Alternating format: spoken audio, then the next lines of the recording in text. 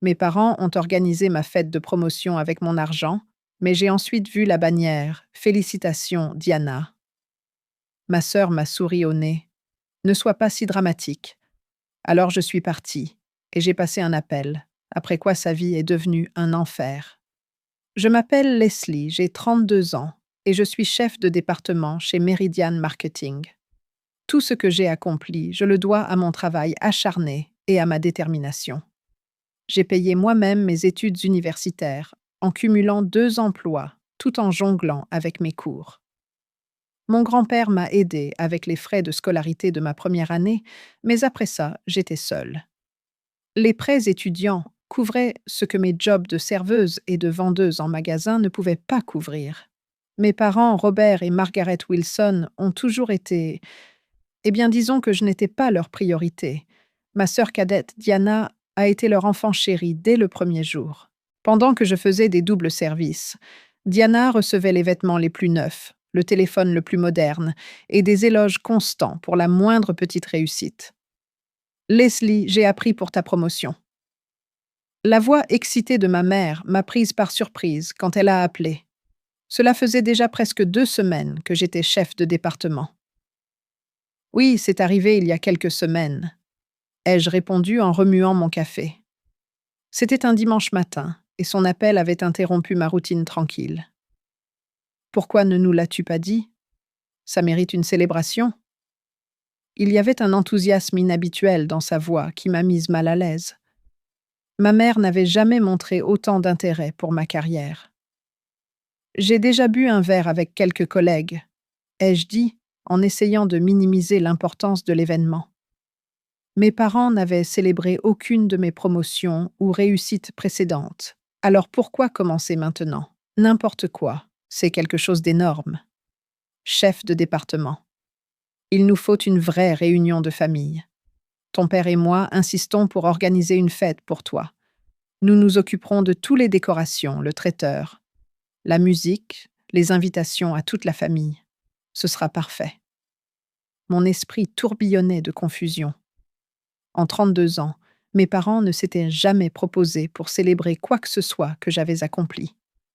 Quelque chose clochait, mais une partie de moi voulait désespérément croire qu'ils reconnaissaient enfin mon dur labeur. Eh bien, si vous êtes sûr, c'est décidé alors samedi prochain chez nous. Oh, et nous aurons besoin d'environ 2 500 $ de ta part pour couvrir les frais. Nous nous chargeons de toute l'organisation, toi tu n'as qu'à te présenter et être jolie. L'argent, c'est juste pour aider avec le traiteur et le DJ. Allant à l'encontre de mon bon sens, j'ai accepté. Peut-être était-ce leur manière maladroite d'essayer de réparer des années de négligence. J'ai transféré l'argent cet après-midi-là. La semaine a filé, et samedi est arrivé, avant que je ne m'en rende compte. J'ai passé des heures à me préparer, choisissant une robe de cocktail bleu marine qui mettait ma silhouette en valeur sans être trop tape à l'œil. Je voulais avoir l'air professionnel, tout en célébrant ma réussite. Je suis arrivée à la maison de mes parents en banlieue à 19 heures précises. Les voitures remplissaient la rue. Ils avaient vraiment invité toute la famille. Mon cœur battait la chamade, un mélange d'anticipation et d'anxiété, alors que je m'approchais de la porte d'entrée. Dès l'instant où je suis entrée, quelque chose clochait. La maison était magnifiquement décorée de serpentins et de ballons, et des parents que je n'avais pas vus depuis des années remplissaient le salon, mais personne ne s'est précipité pour me féliciter. À la place, ils m'ont gratifié de hochements de tête polis et ont continué leur conversation. « Leslie, te voilà !»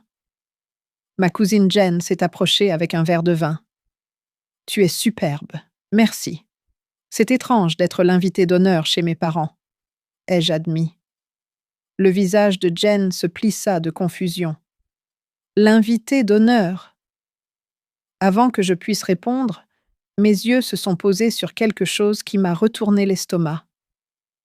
Une immense bannière était accrochée au mur du fond des lettres dorées, brillant sous les lumières. « Félicitations, Diana !» Abasourdie, je me suis dirigée vers la table d'entrée où se trouvait une pile de cartons d'invitation. J'en ai pris un et j'ai lu « Rejoignez-nous pour célébrer la promotion de Diana Wilson au poste de directrice de compte senior. Samedi, 19 heures. Ma promotion n'était mentionnée nulle part. Leslie, tu es là? Je me suis retournée pour voir ma sœur Diana glisser vers moi dans une superbe robe rouge, mes parents la suivant de près, tous souriants. Diana avait toujours ressemblé à notre mère, le même visage en forme de cœur et les mêmes boucles brunes, tandis que je tenais du côté de notre père, avec des cheveux blonds raides et un visage plus anguleux. Qu'est-ce qui se passe? Ai-je demandé la voix à peine stable. Viens te joindre à la fête? S'est exclamée Diana en me saisissant le bras. Je me suis dégagée brusquement. Ce n'est pas ma fête.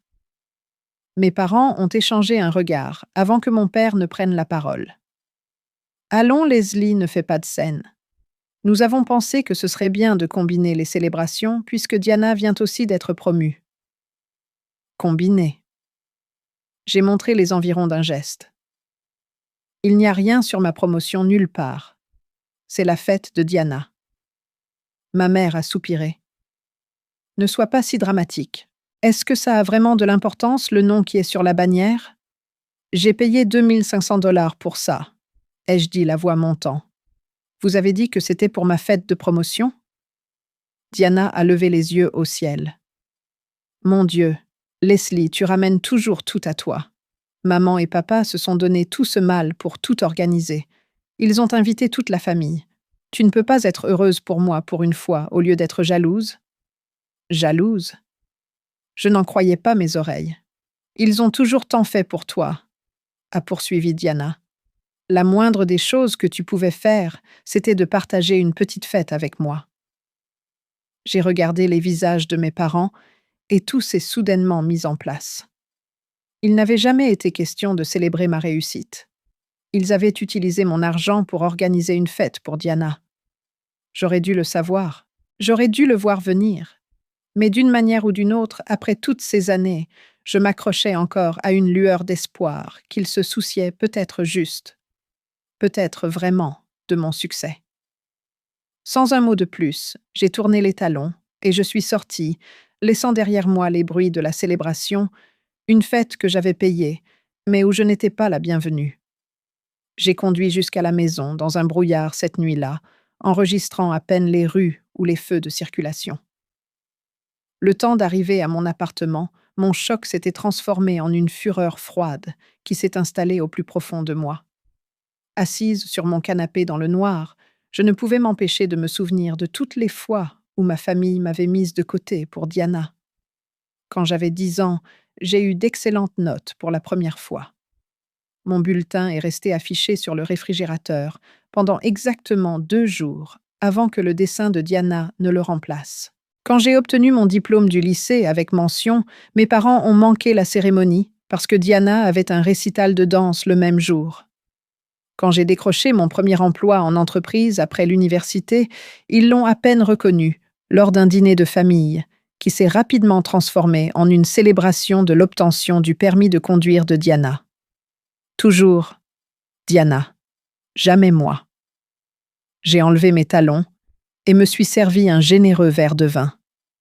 Pendant que je buvais, mon téléphone s'est allumé de messages de parents qui avaient été à la fête. La plupart demandaient si j'allais bien ayant été témoin de mon départ brutal. Je les ai tous ignorés. Mon esprit est retourné 2 mois en arrière quand Diana m'avait appelé sanglotant si fort que je pouvais à peine la comprendre. « Diana, calme-toi. Je ne comprends pas ce que tu dis. » lui avais-je dit sincèrement inquiète, malgré notre relation instable. Prends une grande respiration et envoie-moi un message pour m'expliquer ce qui se passe. 10 minutes plus tard, mon téléphone a sonné avec un long message qui m'a retourné l'estomac. Leslie, j'ai besoin de ton aide. J'ai utilisé mon accès au compte de l'entreprise pour virer de petites sommes sur mon compte personnel ces derniers mois. Personne ne l'a remarqué, parce que je suis prudente, mais la semaine dernière, j'ai pris 5000 $ et j'ai tout dépensé. Il y a un audit demain, et ils vont le découvrir. Je dois le rembourser au plus vite, sinon je suis foutue. Je te jure que je te le rendrai le mois prochain. S'il te plaît, je suis désespérée. J'étais sidérée.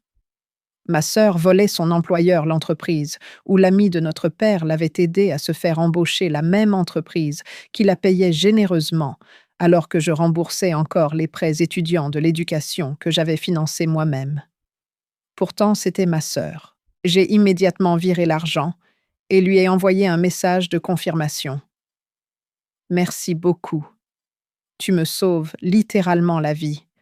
Je promets de te rembourser le mois prochain. Je t'aime. C'était il y a 2 mois. Depuis, Diana avait promis de me rembourser bientôt. Au moins une douzaine de fois, chaque fois. Avec une nouvelle excuse, sa voiture avait besoin de réparation, son loyer avait augmenté, elle avait des factures médicales imprévues. J'avais commencé à soupçonner que je ne reverrais jamais cet argent, mais l'arnaque de la fête de ce soir l'a confirmé. J'ai attrapé mon téléphone et appelé Diana directement. Allô? Elle semblait toujours à la fête avec de la musique et des rires en fond sonore. Je veux que tu me rendes mon argent, ai-je dit sans détour. La totalité des 7 500 $. De quoi tu parles? La voix de Diana a pris ce ton innocent qu'elle avait perfectionné depuis l'enfance. Les 5 000 $ que je t'ai prêtés pour couvrir ton vol au travail, plus les 2 500 $ que j'ai donnés à maman pour ce qui était censé être ma fête. Le bruit de fond s'est estompé, alors qu'elle se déplaçait probablement vers un endroit plus calme. Oh, ça. Écoute, je t'ai dit que je te rembourserai quand je pourrai. Non, je le veux maintenant. Tout. Elle a ri.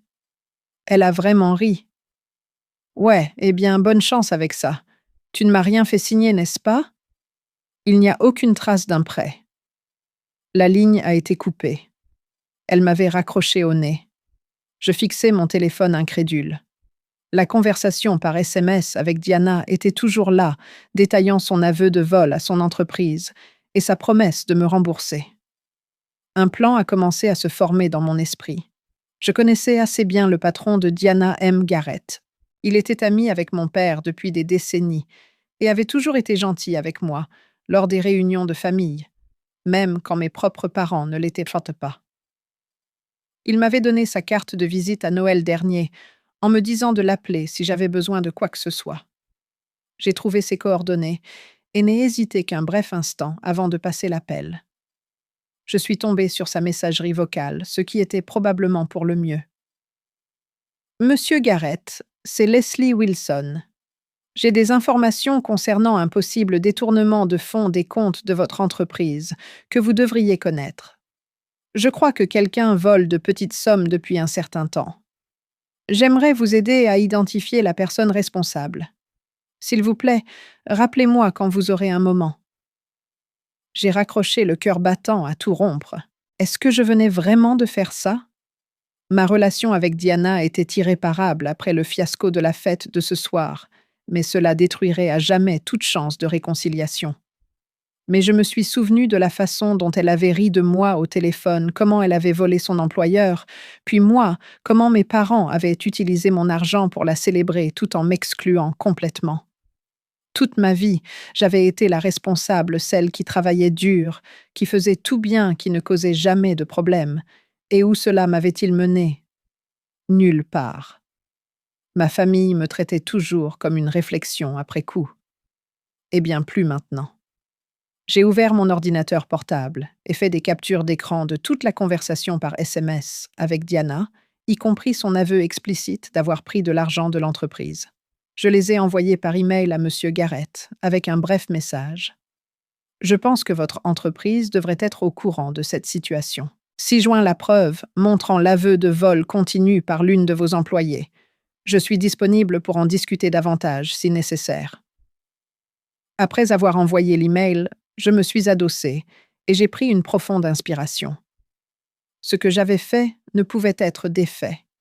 Il y aurait des conséquences pour Diana, probablement pour mes parents, et certainement pour ma relation avec eux tous. Mais pour la première fois de ma vie, je n'allais pas me laisser faire. Je n'allais pas prétendre que tout allait bien alors qu'ils continuaient de profiter de ma générosité et de ma bonne volonté. J'ai fini mon vin et je suis allée me coucher étonnamment calme malgré ce que j'avais mis en branle. Quoi qu'il arrive ensuite, au moins je m'étais défendue. En m'endormant, j'ai essayé de ne pas penser aux retombées familiales qui ne manqueraient pas de suivre. Au lieu de cela, je me suis concentrée sur le fait que j'avais un bon travail, un bel appartement, et une vie que j'avais construite entièrement par moi-même. Personne ne pouvait m'enlever ça. Ni Diana, ni mes parents, ni personne. Les jours suivants se sont déroulés sans incident. Je me suis plongée dans le travail reconnaissant de la distraction. Aucun appel de ma famille, ce qui n'était pas surprenant.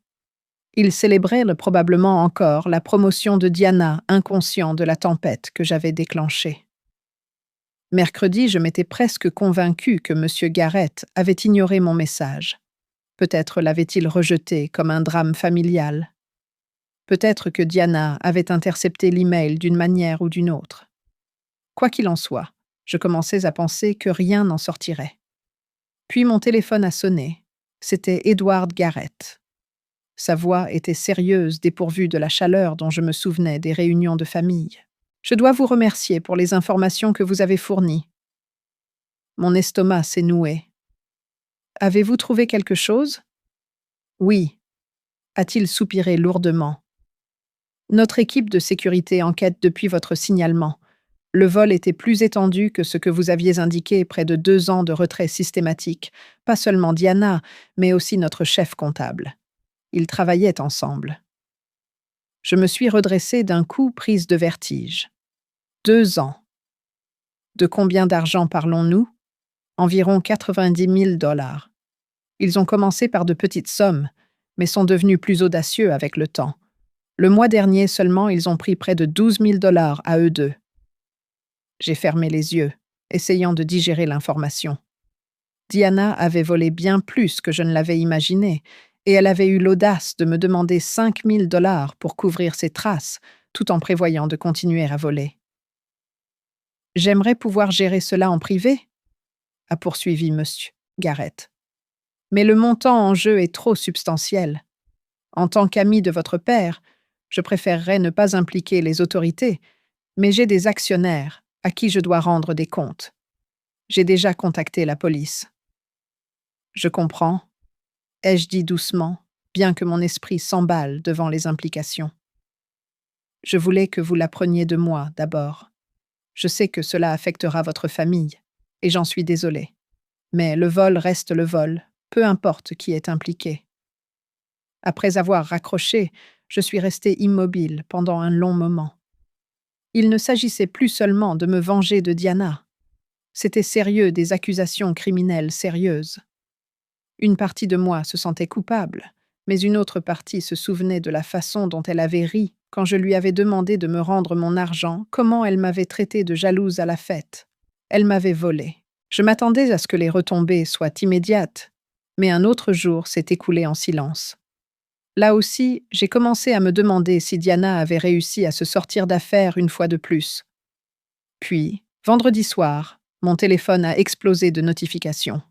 D'abord l'appel de Diana que j'ai laissé aller à la messagerie vocale.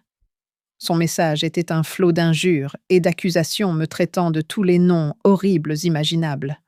Elle savait que je l'avais dénoncée. Puis est venue ma mère, la voix aiguë et hystérique. « Comment as-tu pu faire ça à ta propre sœur? Tu as gâché sa vie, après tout ce que nous avons fait pour toi. » Je les ai tous ignorés et j'ai éteint mon téléphone.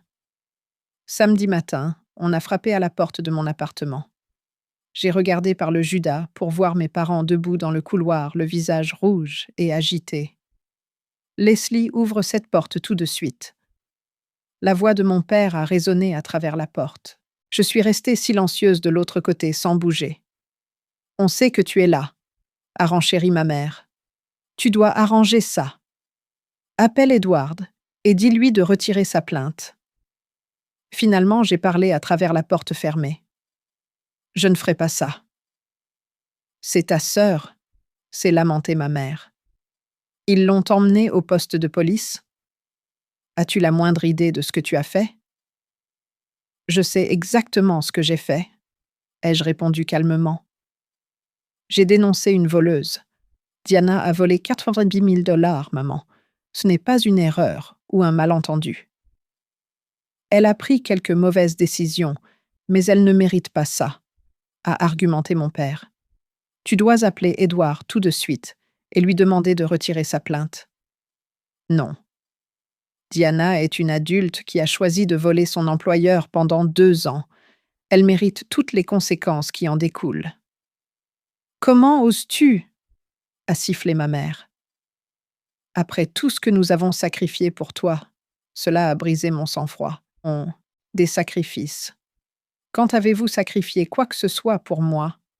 Vous n'avez pas payé mes études. Vous ne m'avez pas aidé à trouver un travail. Vous n'avez même pas célébré ma promotion sans la transformer en fête pour Diana. Tu es juste jalouse de ta sœur, a dit mon père avec dédain. Tu l'as toujours été. Je ne suis pas jalouse. Je suis fatiguée d'être utilisée et négligée, fatiguée de vous voir sortir Diana de tous les pétrins qu'elle crée, pendant que vous vous attendez à ce que je gère tout toute seule. Si tu n'arranges pas ça tout de suite, a menacé ma mère, tu ne fais plus partie de cette famille. J'ai ri amèrement. En ai-je vraiment fait partie un jour? Le silence qui a suivi m'a dit tout ce que j'avais besoin de savoir. Diana est une voleuse, ai-je dit finalement. Elle a volé son employeur et elle m'a volé. Vous l'avez élevée en lui faisant croire qu'elle pouvait faire ce qu'elle voulait sans conséquence. Eh bien maintenant, il y a des conséquences. Je vous suggère d'aller l'aider au lieu de perdre votre temps ici. J'ai entendu les sanglots de ma mère et la malédiction murmurée de mon père alors que leurs pas s'éloignaient dans le couloir. Ce soir-là, en parcourant les réseaux sociaux, j'ai découvert que ma mère avait publié un message cinglant à mon sujet. Il disait « C'est avec une grande tristesse que nous devons annoncer que Leslie n'est plus considérée comme un membre de la famille Wilson. Sa trahison et ses actions vengeresses contre sa propre sœur ne peuvent être pardonnées. Un vrai membre de la famille ne se comporterait jamais de manière aussi perfide. Nous demandons le respect de notre vie privée en ces temps difficiles. » Plusieurs parents avaient commenté avec confusion, demandant ce qui s'était passé. D'autres ont immédiatement pris parti, certains me défendant d'autres, condamnant ma trahison sans même savoir ce que j'avais fait. J'ai fermé l'application sans répondre. Qu'ils pensent ce qu'ils veulent.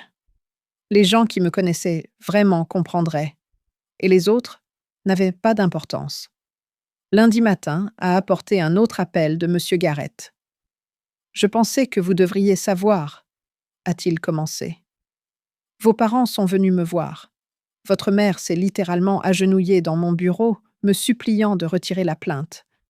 Ils ont contracté un prêt substantiel pour rembourser la totalité des fonds volés.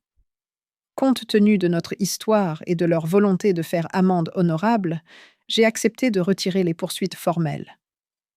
Je n'étais pas surprise que mes parents fassent n'importe quoi pour protéger Diana. Cependant, il a poursuivi. Diana et le comptable ont tous deux été licenciés avec effet immédiat, et j'ai clairement fait savoir à mes contacts dans l'industrie qu'aucun des deux ne devrait être embauché à des postes avec accès financier. Je peux pardonner, mais je ne permettrai pas d'autres vols. Après avoir raccroché, j'ai ressenti un étrange mélange de soulagement et de déception. Diana n'allait pas faire face à des accusations criminelles, mais au moins, il y avait des conséquences, une certaine forme de responsabilité. 1 mois a passé, puis 2. La vie s'est installée dans une nouvelle normalité, une vie sans le drame familial, qui planait constamment en arrière-plan. Je n'avais eu aucune nouvelle de mes parents ou de Diana depuis ce jour à la porte de mon appartement, et étonnamment, ça m'allait. Ma cousine Rachel m'a appelé un soir, alors que je préparais le dîner. « As-tu entendu ce qui se passe avec l'entreprise de ton père ?» a-t-elle demandé sans détour. Monsieur Garrett a retiré tous ses investissements. C'était le plus gros investisseur de ton père, et maintenant l'entreprise de ton père est en difficulté. Je me suis arrêté le couteau en suspens au-dessus de la planche à découper. Vraiment? Oui. Oncle Robert a du mal à trouver de nouveaux investisseurs, mais le bruit a couru sur ce qui s'est passé avec Diana. Personne ne veut risquer son argent. Je ne savais pas quoi en penser. Je n'avais pas l'intention de nuire à l'entreprise de mon père, Mais je ne pouvais pas dire que j'étais désolée non plus. Il y a plus, a poursuivi Rachel. Diana travaille chez Marshfields maintenant.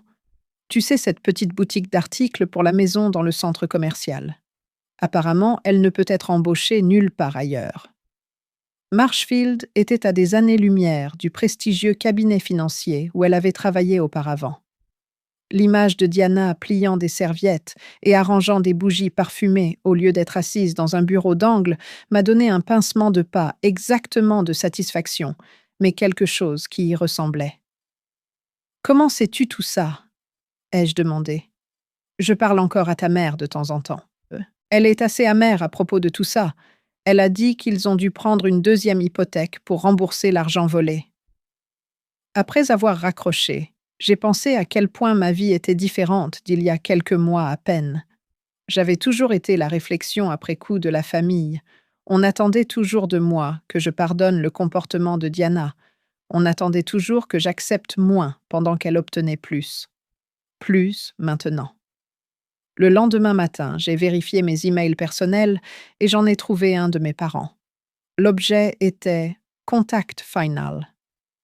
En prenant une profonde inspiration, je l'ai ouvert. « Leslie, ceci sera notre dernière communication avec toi. Nous avons officiellement mis à jour notre testament pour te retirer en tant que bénéficiaire.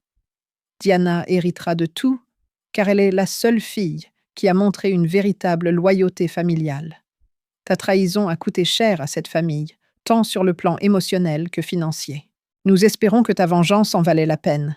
Robert et Margaret Wilson. » J'ai supprimé l'email sans répondre. Il ne comprenait toujours pas. Il ne s'agissait pas de vengeance ou d'héritage. Il s'agissait de responsabilité et de respect de soi. Deux choses que mes parents n'avaient jamais apprises à Diana. Pendant des mois, j'avais essayé de comprendre pourquoi ils avaient utilisé mon argent pour la fête de Diana. Mes parents n'étaient pas pauvres. L'entreprise de mon père avait du succès avant que tout cela n'arrive. Ils auraient pu facilement payer une fête pour Diana sans me tromper. Et puis ça m'a frappé. La manipulation de la fête n'avait rien à voir avec l'argent. C'était l'idée de Diana depuis le début. Elle avait tout orchestré juste pour me rappeler ma place dans la hiérarchie familiale en dessous d'elle, toujours en dessous d'elle. Je pouvais presque entendre la conversation Diana apprenant ma promotion, se sentant menacée, convainquant notre mère de m'appeler avec l'offre de la fête, sachant que cela me blesserait et m'humilierait quand je découvrirais la vérité. C'était cruel et calculé, exactement comme prendre mes 5000 $ sans intention de les rembourser. Mais le plan de Diana avait spectaculairement échoué. Au lieu d'accepter ma place de paillasson de la famille, je m'étais enfin défendue, et maintenant c'était elle qui faisait face aux conséquences. 2 semaines plus tard, ma patronne m'a appelé dans son bureau. « Leslie, que dirais-tu d'un transfert à notre bureau de Seattle ? Ils ont besoin de quelqu'un avec ton expertise, et ça vient avec une augmentation. » Seattle était à plus de 1000 miles de ma ville natale, loin des chuchotements du drame familial, des rappels constants de ce qui s'était passé. « J'accepte », ai-je dit, sans hésiter. En un mois, j'avais emballé mon appartement et déménagé à Seattle. L'entreprise a fourni un logement temporaire, pendant que je cherchais un endroit permanent. Mon nouveau poste venait avec plus de responsabilités et un meilleur salaire, assez pour que je puisse commencer à économiser pour un acompte sur ma propre maison. Mon premier jour au nouveau bureau, ma patronne m'a présenté à l'équipe. « Tout le monde, voici Leslie Wilson, de notre succursale de Chicago. Elle nous est fortement recommandée et prendra la relève en tant que notre chef de département. » J'ai souri, ressentant une pointe de fierté pour ce que j'avais accompli. C'était le nouveau départ dont j'avais besoin.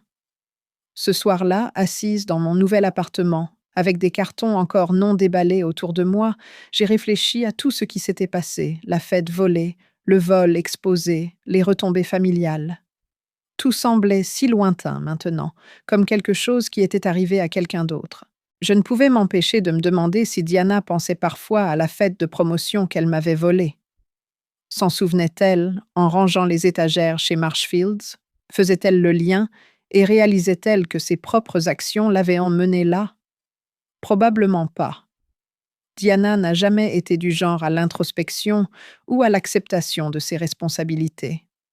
On lui avait appris toute sa vie qu'elle était spéciale, que les règles ne s'appliquaient pas à elle, que quelqu'un la tirerait toujours d'affaire, mais pas cette fois. Mon téléphone a vibré avec un SMS d'un nouveau collègue, m'invitant à dîner avec une partie de l'équipe.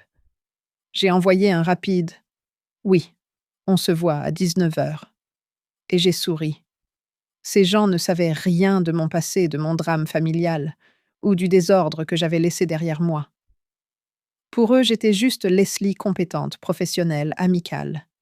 C'était libérateur. En me préparant pour le dîner, j'ai réalisé que je ne me sentais pas coupable de ce qui était arrivé à ma famille, des problèmes d'entreprise de mon père, de l'amertume de ma mère, du travail de Diana dans le commerce de détail. Tout cela était la conséquence de leurs propres actions et choix, pas des miens. J'avais simplement cessé de les leur permettre. La famille dans laquelle je suis née m'a peut-être rejetée, mais je me construisais une nouvelle vie avec des gens qui me respectaient. Mes collègues, mes amis, des gens qui m'appréciaient pour ce que j'étais, plutôt que pour la façon dont je pouvais servir les intérêts de quelqu'un d'autre.